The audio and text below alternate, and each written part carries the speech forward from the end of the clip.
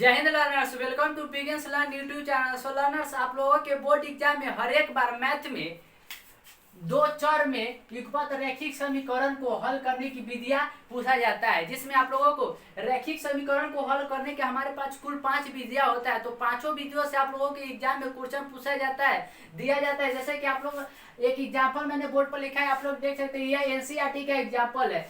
पहला समीकरण है 3x plus 4y equal to 18 and दूसरा जो इक्वेशन है वो 7x minus 2y equal to 8 है। इन दोनों समीकरण को हमें सॉल्व करना है और बीजीय विधि से करना है। तो बीजीय विधि होता है वो 5 प्रकार के होता है। हम पांचों प्रकार से इस समीकरण को सॉल्व करेंगे। तो सबसे पहले हम आप लोगों को पांचों विधियों को लिख देते हैं बोर्ड पर कि आखिर वो पांचों विधियां होता कौन है। और आज हम लोग पहले विधि को सीखेंगे, फिर दूसरे विधियों के, फिर तीसरे, फिर चौथे और पांचवे, ऐसे करके हम लोग पांचों विधियों को सीखेंगे। और पांचों विधि आप लोगों के एग्जाम के लिए बहुत ही ज्यादा इंपॉर्टेंट है, क्योंकि आप लोगों के बोर्ड एग्जाम में हर एक बार किसी भी विधि से आप लोगों के एग्जाम में क्वेश्चन बना दिया जाता है। तो सबसे पहले तो मैं आप लोगों को बोर्ड पर विधियां लिख देता हूँ।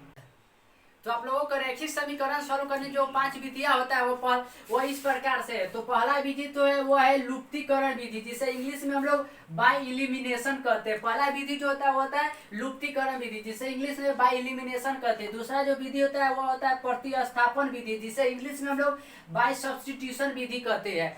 तीसरा जो विधि होता है वो होता है तुलनात्मक विधि, जिसे इंग्लिश में हम लोग बाय कंपैरिजन विधि कहते हैं। और चौथा जो होता है वो होता है वज्र गुणन विधि, जिसे इंग्लिश में हम लोग बाय क्रॉस मल्टीप्लीकेशन विधि कहते हैं। और पांचवा और लास्ट जो विधि होता है रैखिक समीकरण को सॉल्व करने का वो होता है अनुपात निर्णय विधि, जिसे इंग्लिश में हम लोग बाय रेशियो डिटर्मिनेशन कहते हैं। तो इन 5 विधियों से हम लोग रैखिक समीकरण को सॉल्व करते हैं। तो इन पांचों विधियों से हम लोग इस क्वेश्चन को सॉल्व करेंगे। तो आज हम लोग जो करेंगे वो मेनली हम लोग पहला विधि यानी लुप्तीकरण बाय एलिमिनेशन विधि द्वारा इस क्वेश्चन को सॉल्व करेंगे। और बाकी जो ये 4 है इसे हम लोग अगले वीडियो में सॉल्व करेंगे, एक एक कर हम इन चारों को भी सीख लेंगे।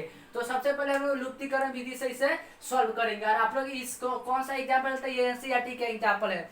तो मैं इसे मिटाकर इसे सॉल्व करने का आप लोगों को लुप्तीकरण द्वारा बताता हूँ।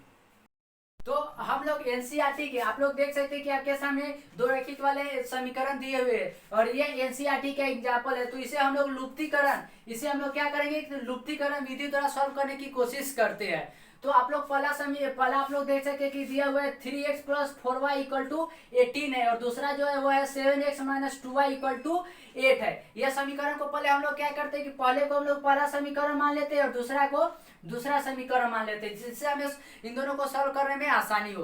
तो पहले इन दोनों को सॉल्व करने से पहले हम लोग देखेंगे कि क्या इसमें कुछ गुना या अति करने सबसे पहले तो आपको यह समझ में आना है कि लुप्तीकरण का मतलब क्या होता है। लुप्तीकरण का मतलब होता है कि लुप्त कर देना, यानी इस पुराने यानी जो पहला और दूसरा समीकरण है इसे लुप्त कर हमें एक नया समीकरण बना। लुप्त मतलब क्या होता है कि लुप्त करना।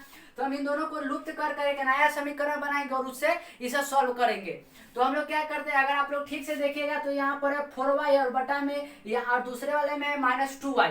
अगर पहले समीकरण में हम लोग 2 से गुना कर दे और सॉरी पहले समीकरण में 2 से गुना कर दे और दूसरे समीकरण में अगर हम लोग 4 से गुना कर देंगे तो ये हो जाएगा 4 दूना 8 और ये भी हो जाएगा 4 दूना 8। और फिर दोनों को अगर हम लोग प्लस करेंगे तो क्या हो जाएगा, ये दोनों मिलकर y का मान 0 हो जाएगा और फिर x का मान हम लोग इजीली कैलकुलेट कर सकते हैं। तो हम लोग वैसा ही कुछ करेंगे। तो पहले में हम लोग क्या करेंगे कि पहले समीकरण में 2 से गुना करेंगे और दूसरे समीकरण में 4 से गुना करते हैं।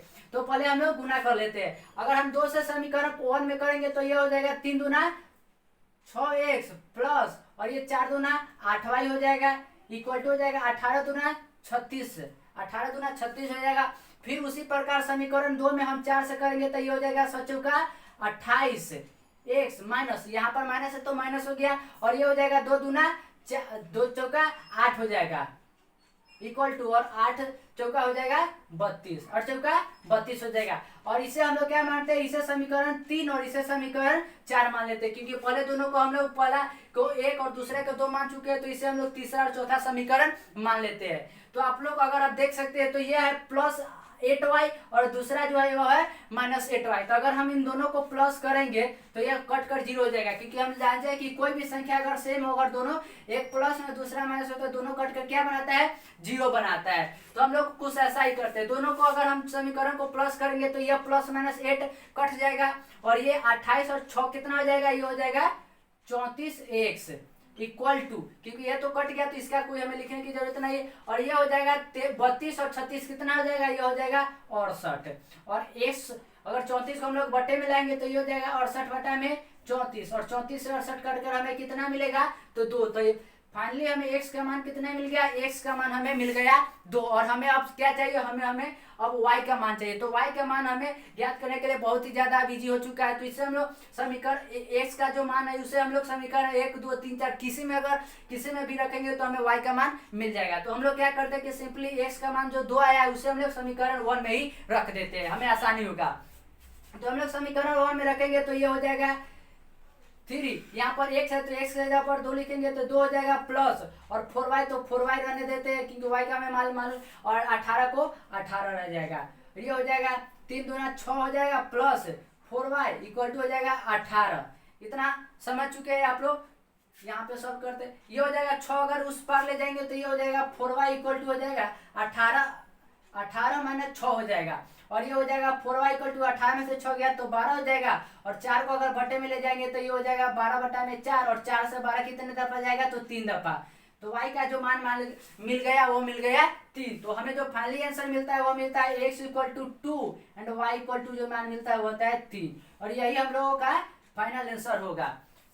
कुछ इस प्रकार से हम लोग लुप्तीकरण विधि द्वारा सॉल्व करते हैं। आप लोगों को जब भी लुप्तीकरण विधि द्वारा सॉल्व करने के लिए कहा जाए तो आप लोग क्या करेंगे कि दोनों समीकरण को ध्यान से देखेंगे, क्योंकि दोनों समीकरण में कुछ प्लस या माइनस करके तो कट तो नहीं रहा है, उसे लुप्त करेंगे, नया समीकरण बनाएंगे, उसे सॉल्व करने के बाद हमें एक्स या वाई का मान जो पहले मिलेगा उसके बाद हम लोग दूसरे का मान निकाल सकते हैं। और हम लोगों का राइट आंसर यहाँ पर ऐसे ही सॉल्व करने पर क्या मिला, एक्स का मान 2 और वाई का मान 3। तो मैं आप लोगों के लिए एक समीकरण देता हूँ, आप लोग उसका आंसर बताइएगा कमेंट सेक्शन। तो आप लोगों को घर से जो सॉल्व करना है वो है हल करें। इसका क्या करना है, आप लोगों को हल करना है। और किस विधि से करना है, तो आप लोगों को लुप्तीकरण विधि से ही इसे सॉल्व कर आप लोगों को इसका आंसर जो है कमेंट सेक्शन में बताना है। वो है 2x plus 3y equal to हो जाएगा 19, और दूसरा जो है 3x plus 4y equal to हो जाएगा 26। इन दोनों का सॉल्व करके आप लोग कमेंट सेक्शन में आंसर बताइएगा। और इसके अगर इन चारों का जो पहला विधि तो मैंने आपको बता दिया, और जो 4 विधि बताया हुआ अगर आप लोग उसका चाहते हैं तो आप लोग जल्दी से जल्दी चैनल को सब्सक्राइब कर लेंगे और वीडियो को लाइक करने के साथ साथ अपने दोस्तों को शेयर कर लेंगे। जय हिंद।